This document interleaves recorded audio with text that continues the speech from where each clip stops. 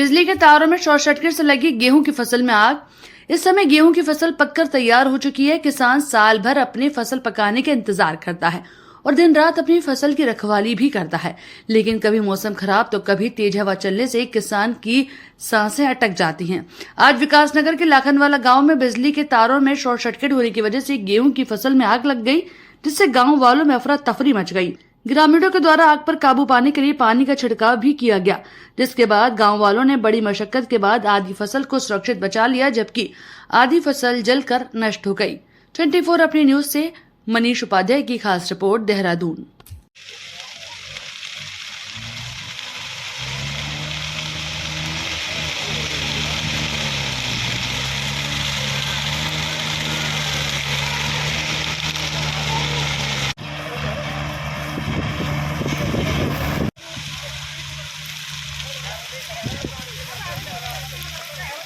भाई जी को